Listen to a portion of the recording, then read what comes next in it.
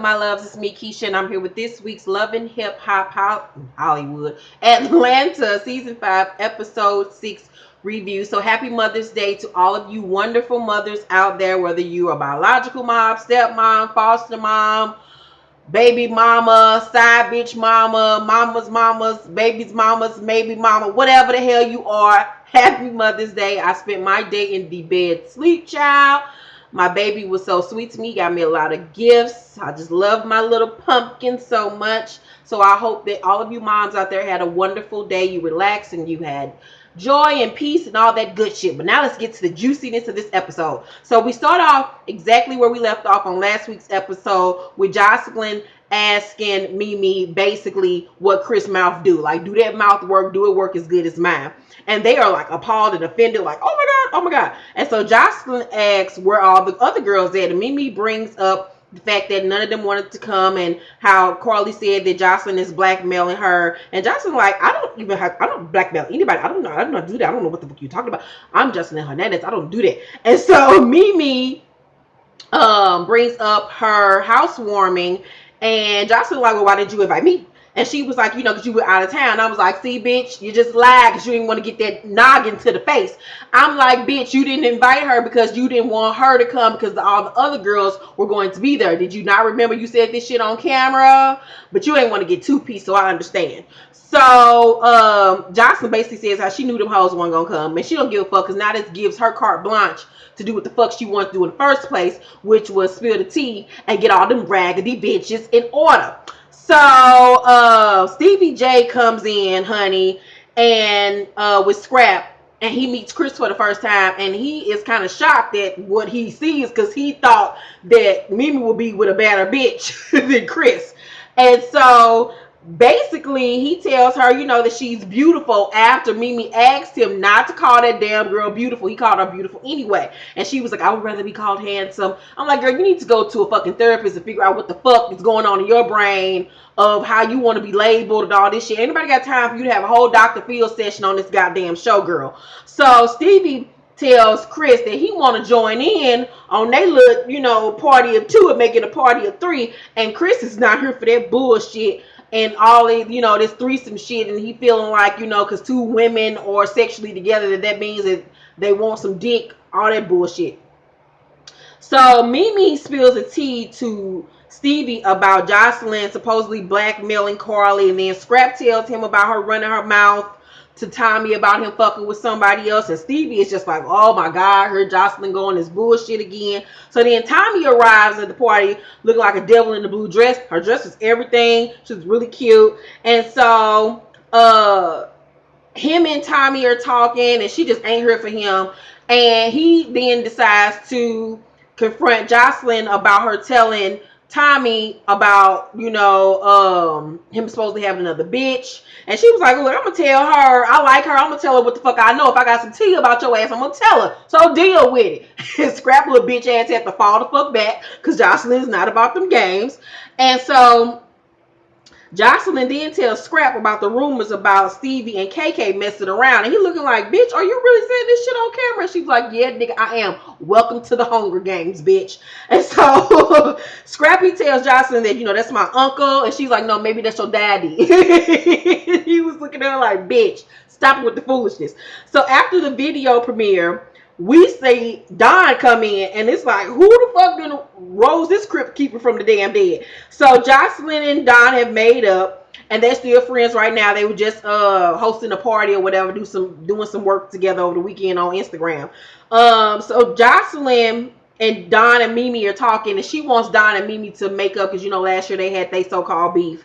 And she tells them, if somebody tries to get between us, we gonna handle it, you know, because we got to stay friends or whatever. So as she's saying that, Tommie's over to the side going off, speaking Spanglish, Chinese. I don't know what type of accent she has on each different episode. She's from another country. And she talking about something, if that bitch ever tried me, and she talking about Don. So then all of a sudden, we heard that KK and Don were cool at one point, and then Don started spreading rumors about KK, and then she started spreading rumors about Tommie as well. But apparently, she don't know Tommie like that to be talking about her. So Tommie gets up and walks up on Don, and she's like, excuse me," to Mimi and Joseline, and she walk up on her and she get in her face and say, "Excuse me, but do you know me? Do you know me?" And Don is looking like, "What, girl? I got on a lace dress. I don't even know what the fuck you're talking about." And so she trying to get at Don, but security ain't having it. And then she harks and spit at the girl, but she all the way across the room, so it wasn't touching nobody. She just spitting in mid-air for nothing. I was like, girl, save all that good saliva for a dick that you gonna suck later. Like, stop it, Tommie. You just stop it with the shenanigans. We all know now that you wanted to be an actress, and that this whole thing with you and Scrap is for the damn cameras. If y'all have not heard the tea on that, here's some behind the scenes tea on that bullshit. Her and Scrap were never in a relationship with each other. Tommie wants to be an actress, so she asked Scrap to help her out on being on the show and playing her boyfriend. That's why she's over the top with the theatrics and all that type of bullshit. They were never in a relationship. It was just to get her on. But for the cameras, it's cute. So Bambi and Tammy are having drinks, and Bambi's pussy is sweating because she's on a blind date. And I'm like, girl, fan that motherfucker. Don't nobody need no sweaty pussy at the damn table. So she's been set up on a blind date. Her and Scrappy, if y'all don't know some behind the scenes, see, her and Scrappy were together today on Mother's Day with her mom, so they're back together. They're trying to work it out. So Waka pulls up with his best friend Chaz, and he's a little bit on the short side. You know, he's a little short teapot, but he's a cute little dude. Not my type, but he's cute for Bambi. I mean, what more would you expect? So she digs in and asks him all the relevant questions that you need to ask somebody on the first date. He handles himself very well. He seems like a really nice dude. So Scrap and Sassy are having drinks down to the bar, honey, and they call Stevie Jay to come through. So he comes in one of his Bill Cosby old rape a bitch sweaters. I could not with that fucking sweater, yo. So Sassy, honey, ain't feeling Miss Joseline and all the tea she's feeling about his mama. So I'm like, look, little nigga, shut the fuck up. Where you been this whole season? You ain't had not a line this whole season. Sit down and go back in the booth. Ain't nobody tripping off of you and your little Old Navy first sweater you got on. Boy, have several. So Stevie says that he and KK never smash, and Sass basically tells him that you need to handle your bitch before she get dealt with. Okay, you got a fur trim sweater on. Can't nobody take you seriously. So Mama D and Ernest are in the bed. Oh God, this part disgusted me to no avail. Like, so they in the bed fucking in their project apartment, and she licking his nipples and shit. And I swore I saw a roach crawl across the screen. And then I just know the cameramen were disgusted because I know that room smelled like chicken grease and old chitlins and pussy. And in that room was just crowded with a whole bunch of shit everywhere. It wasn't no design theme. It was just... So she tell this nigga to get some lube, and I'm like, oh my God, because he can't apparently get his dick up, and I mean, I can see why he can't. And I'm like, bitches, because your old, dry, crusty, stale ass pussy. Don't nobody want that old Jurassic World ass pussy of yours. And I'm like, shit, instead of telling that nigga to get some motherfucking lube, tell the nigga to put some blue magic on that dick, because he gonna need all the help he can get. And so apparently she ain't getting no dick and she ain't getting no bread from this nigga, which I mean, I don't know how she's living over there. So he gets mad because she bringing up shit that she should have been tripping off of before they said I do. I'm 100% on Ernest's side. Bitch, you knew I ain't had no job when you fucking married me. Don't expect for me to get one now. Shut the fuck up. So then we see Tammy and Shad, Santiago, and Rashida. They're at Deb's house. And Tammy tells Deb about Bambi's blind date with Chaz. And Deb don't want it to be no bullshit between Chaz and Scrappy because, you know, he's like a son to her, meaning Chaz. So Deb don't think that Bambi is all the way done with Scrappy, which we now know she wasn't. So Rashida tells Deb about Mama D and her mom's beef. And Deb says, let's call a meeting and get everybody together so I can referee this shit. So Joseline is at her penthouse hotel apartment.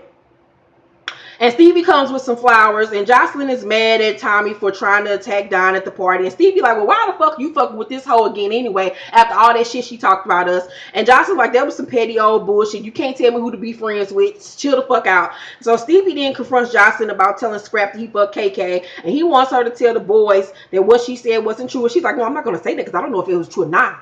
I don't know if that was true or not if you fucked us. So I'm just going to keep it. I'm not going to bring it up no more, but I'm not going to tell them that it wasn't true. And so Joseline basically ain't here for his conversation because she's tired of talking about it. She's like, nigga, y'all ain't family. You going so hard for a bitch that ain't even your blood for real. So shut the fuck up. So at the end of the episode, Rashida and her mom come to the Mother's Day brunch or Mother's brunch or whatever, and Deb is already there. And then Scrap walks in his Hawaii 5-0 jacket, and Rashida's mama is immediately mad when she see Mama D walking behind him, and vice versa. Mama D ain't here for that bitch neither. And I was just so happy that after 5 seasons, Mama D her is finally the fuck together. Like, kudos to whoever did her fucking hair. It was a couple of days old, but nonetheless, it still looked good for Mama D. So Rashida's mom,